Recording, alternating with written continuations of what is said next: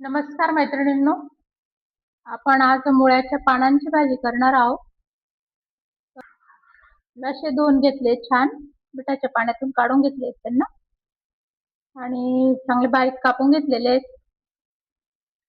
आणि थोडा लसूण घेतलाय, कोथिंबीर घेतली आहे, चटणी, हळद, जिरं, मोहरी, थोडंसं हिंग, शेंगदाण्याचं कूट दोन अडीच चमचे असं लागणार आहे. बस आता आपण भाजीला फोडणी देऊया. पातेल्यात मी 2 पळी तेल टाकलंय. आपण तुरीची डाळ आणि शेंगदाण्याचं कूट टाकून करणार ही भाजी. तर मी तुरीची डाळ अर्धा कप घेतलेली आहे आणि 70% शिजवलेली हिला. एक शिट्टी केलेली मी तिला.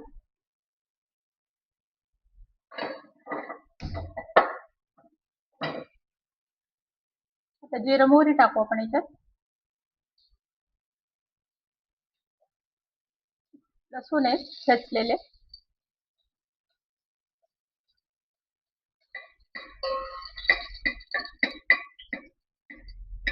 थोडंसं हिंग टाकायचं.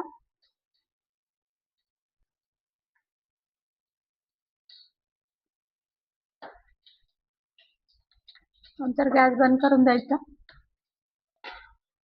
तुमच्या आवश्यकतेनुसार चटणी टाका तुम्ही. पाऊण चमचा टाकली.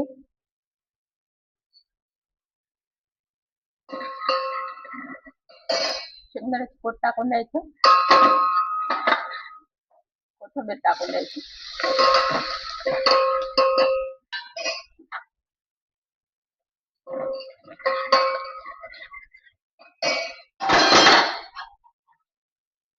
थोडंसं पाणी टाकून द्यायचं.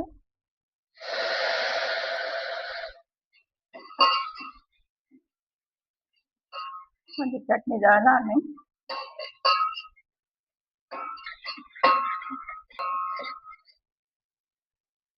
छान तळली गेली का मग पाले टाकून द्यायचे. थोडी हळद टाकायची.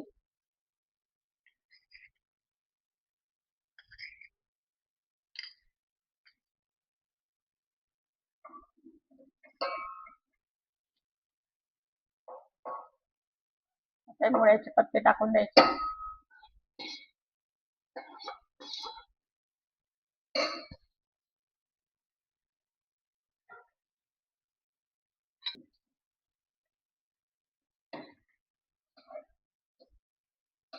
असे मिक्स करून घ्यायचे छान. मीठ टाकून द्यायचं.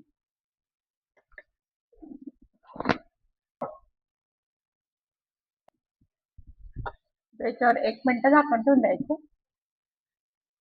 गॅस थोडंसं कमी करून द्यायचं.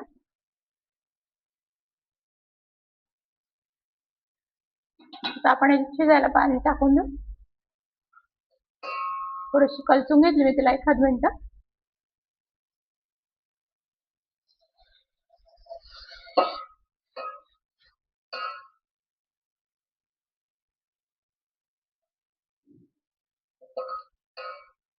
सार बनवायचं आपल्याला.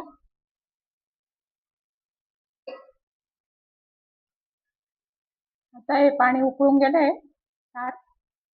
पण झाकण ठेवून देऊ आणि मंद आच करून देऊ. आता हिला 40-50% शिजू देऊ मुळ्याच्या पाल्यांना. त्यानंतर आपण डाळ टाकणार आहे. आता हे 50% शिजून गेली मुळ्याची पाले. तर डाळ टाकून देऊ आपण.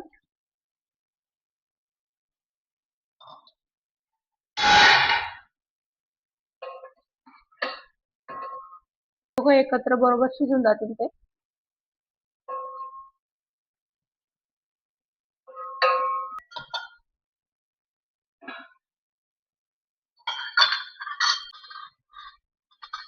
आता पुन्हा झाकण ठेवून द्यायचं असं आणि शिजेस तोपर्यंत शिजू द्यायची तिला.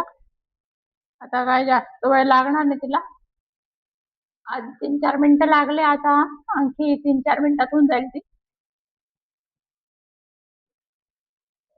तर मैत्रिणींनो, आपली भाजी शिजून गेली आहे.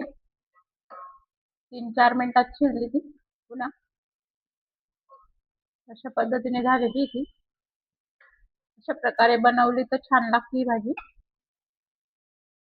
तर अशा पद्धतीने आपली मुळ्याची पानांची भाजी तयार आहे मैत्रिणींनो.